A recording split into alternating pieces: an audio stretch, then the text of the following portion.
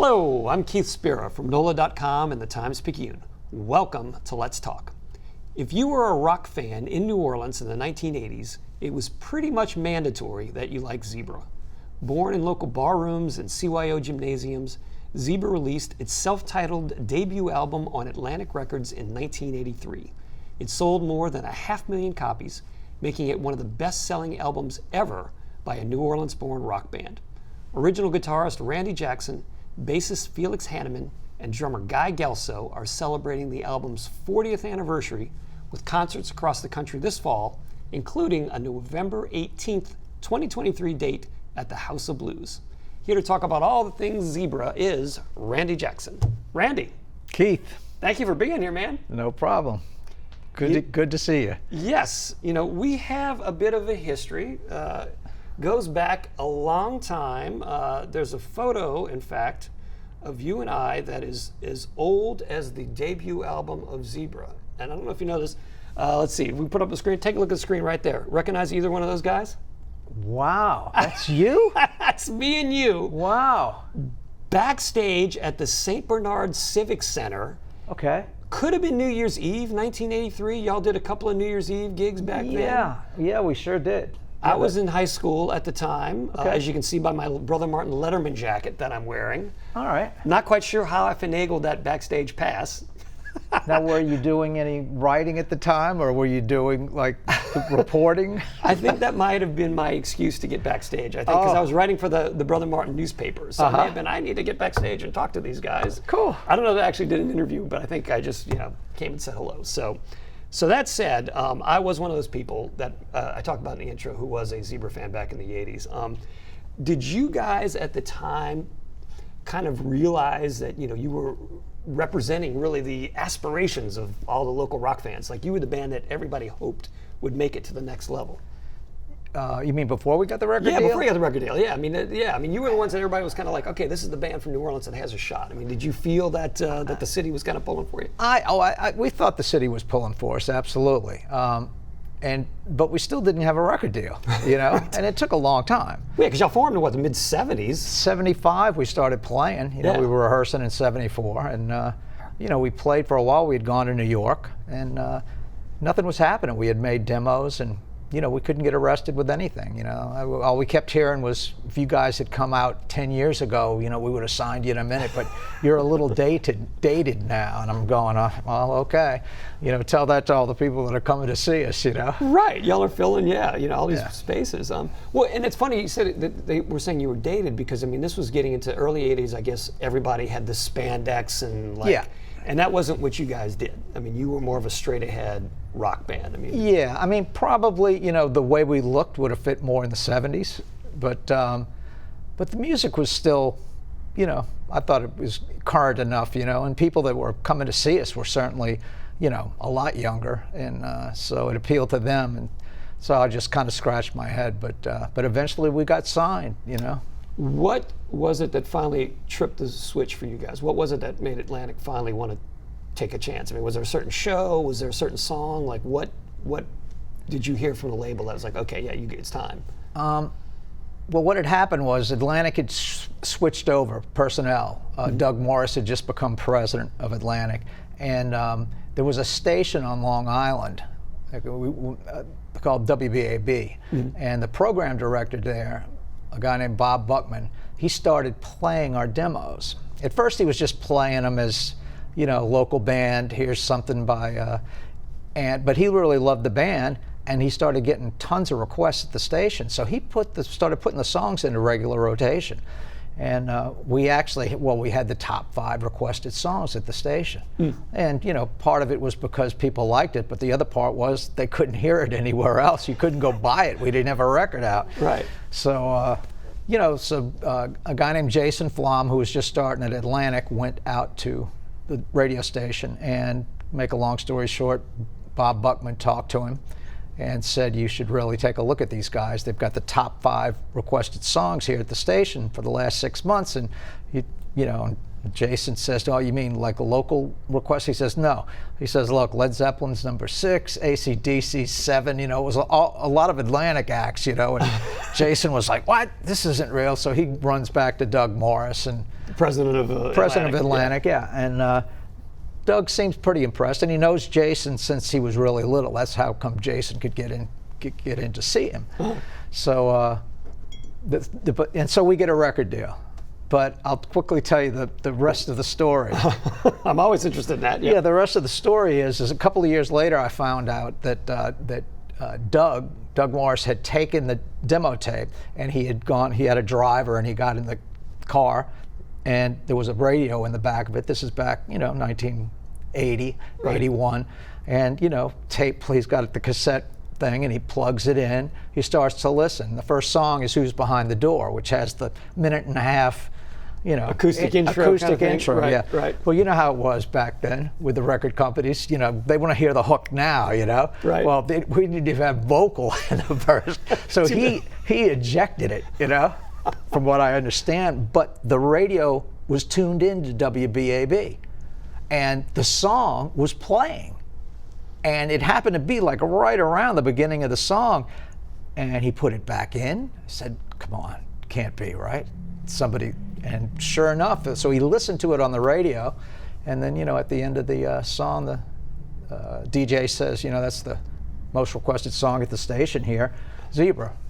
And there, so then it became, this is fresh. This is fresh. Suddenly you were fresh. You were dated for a while. Now you're fresh. Now we're fresh. Now you're fresh.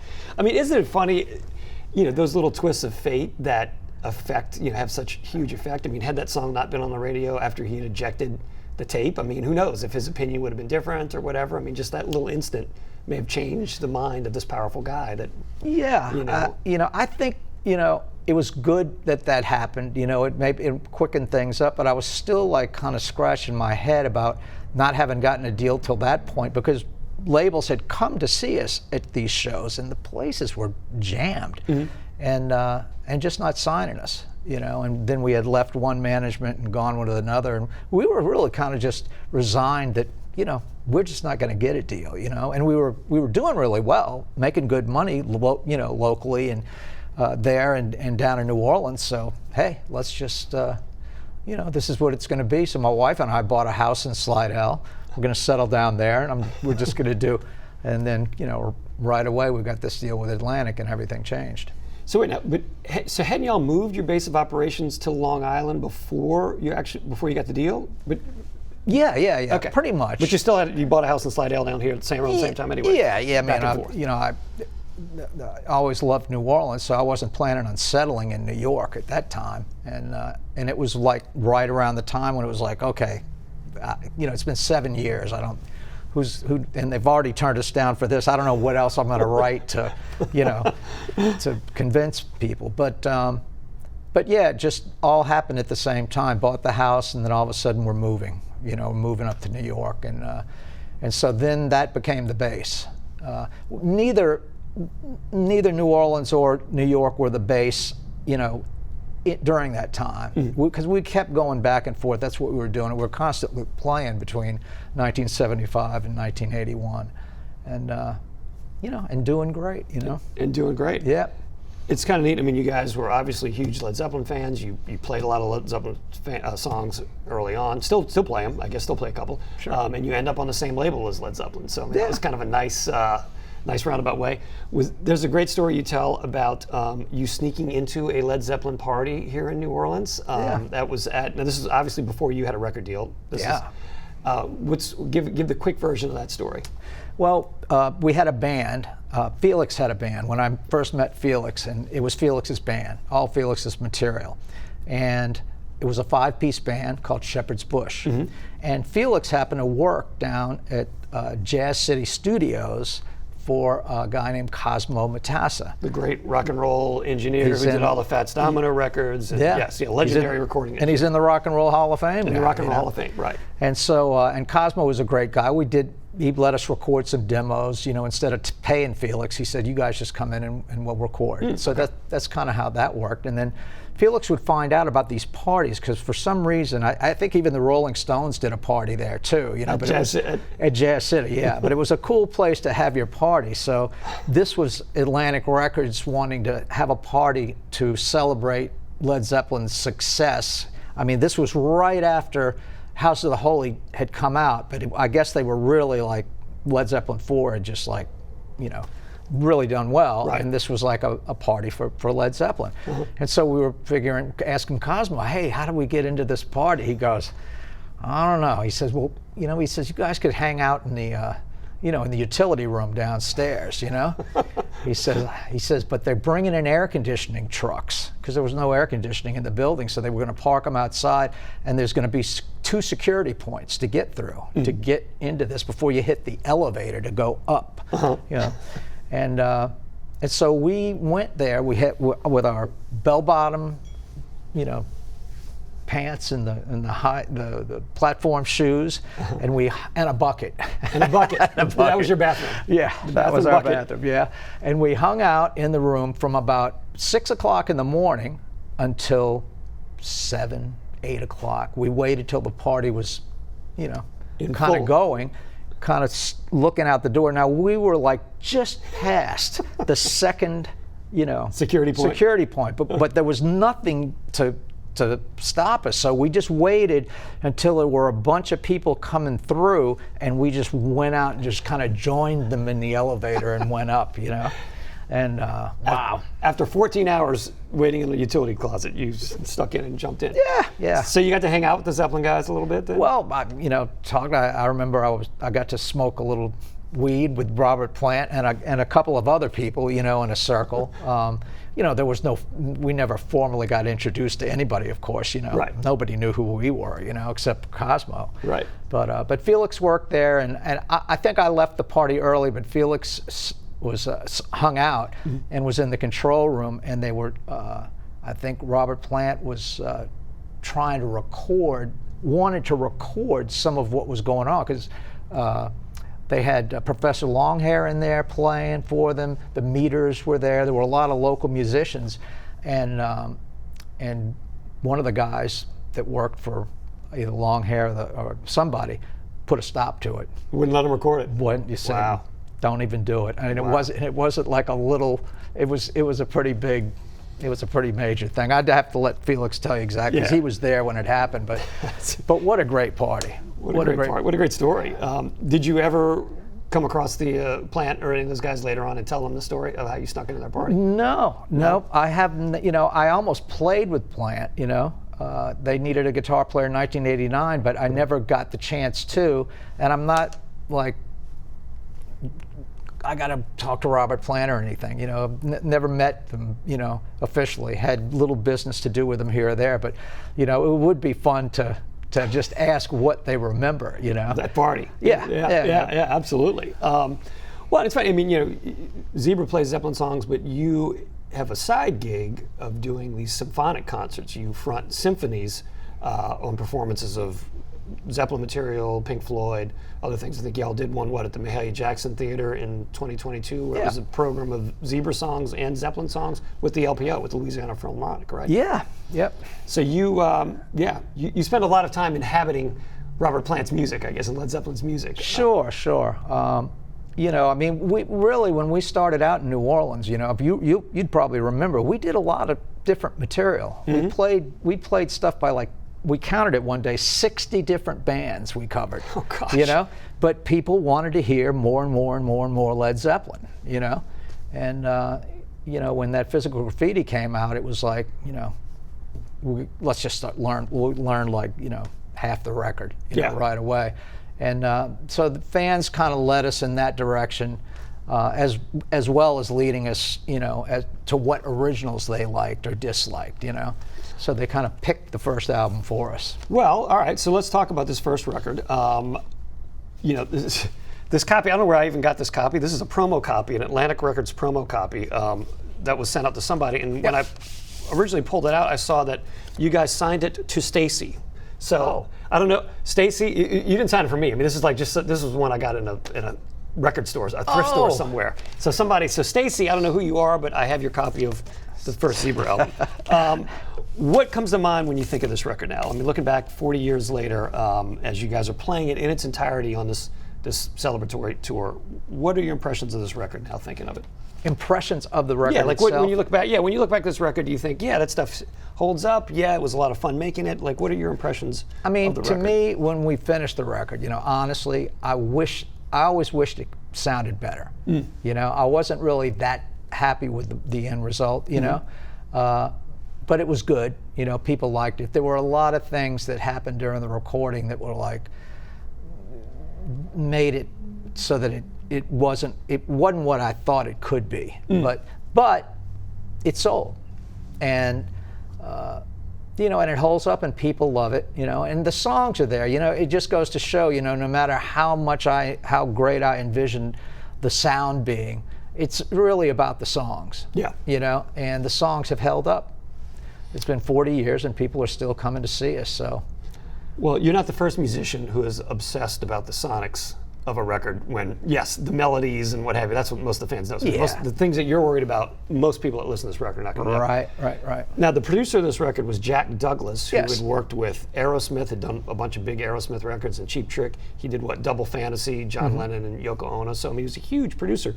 But he was also a bit of a wild card, maybe, too? Was he like, how was it working with him? Well, I think at the time I was young. Well, I wasn't that young. I was like 28 years old, but new to the process of making a record. Yeah, we had never worked with a producer. We had always produced stuff ourselves. But the first person on our list was Jack Douglas to do this record. He'd done Aerosmith and stuff. But what I wasn't thinking was he had just lost one of his best friends in the world. I mean, this was like 1981. This is like right after John Lennon had been killed, and he was in the limo with them, dropping them off. From the studio. And and when we met Jack, he had a gun with him. He carried a gun with him. And so, when I think back about it, he wasn't like all shaken or anything. He was funny. I can understand why John Lennon wanted to hang out with him. I mean, one of the funniest guys you ever want to know, and talented, crazy talented, and he's a musician. But I think that it was just there wasn't enough time between that event for it to really have worked. He was going through a lot. Still processing Lennon's death and all the trauma of that. Absolutely. Yeah. And that had a lot to do with, I think, what happened with the record, in my opinion. Right. But then Atlantic wanted to use him again because it succeeded, So that's what we did with the second record. So he came back from No Telling Lies, the second record. All right. So quick take on this one. I mean, the phenomenon that people talk about is how you have your whole life to write your first record, and then you've got to write your second record in a matter of months. I mean, did you kind of get caught up in that a little bit? Oh, absolutely. Yeah. I mean, because like I said, we had played for 8 years. The fans had picked the songs for the first album, and there were a bunch of them that had been discarded, And actually, some of the songs that were discarded, I used some of the remnants for pieces of No Telling Lies. But No Telling Lies, there were songs that were left over from the first album that we did, Wait Until the Summer's Gone and Bears. And there was Felix and Guy wanted to be more involved, so we put one of Felix's songs, Little Things, and that was from the Shepherd's Bush days, the band before Zebra. And then Guy and Guy's wife at the time helped write But No More. His wife had written, Angie Alciator, she had written a middle section, or a section for a song, and I said, man, this is perfect for the middle of this thing I've got, So we put it right in the middle, and it worked, You mentioned Bears, possibly the catchiest tune ever about animals freezing to death. Or something like that, right? It's funny. No, it's a great song. Yeah. All right, so then moving up to 3.5, which you got, the third album, which you guys cheekily titled 3.5 as opposed to just 3. Yeah. Just because everybody did 3 and you guys wanted to be a little different? Well, no, it was because it, believe it or not, it took a little longer than it should have to finish the record. Probably due to me now. Now I'm the anal person, the one that was like, really wanting, and we're producing it, and so it's like, You were the producer, right, for 3.5. So yes, you got to obsess. Got to obsess, and it took a little longer. So because of that, it's 3.5, right?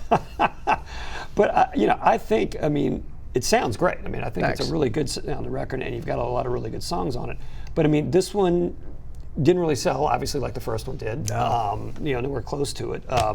So did you know? Was the writing on the wall? Like after this one, you're like, okay, our major label days may be coming to an end. Did you know that? I wasn't thinking like that.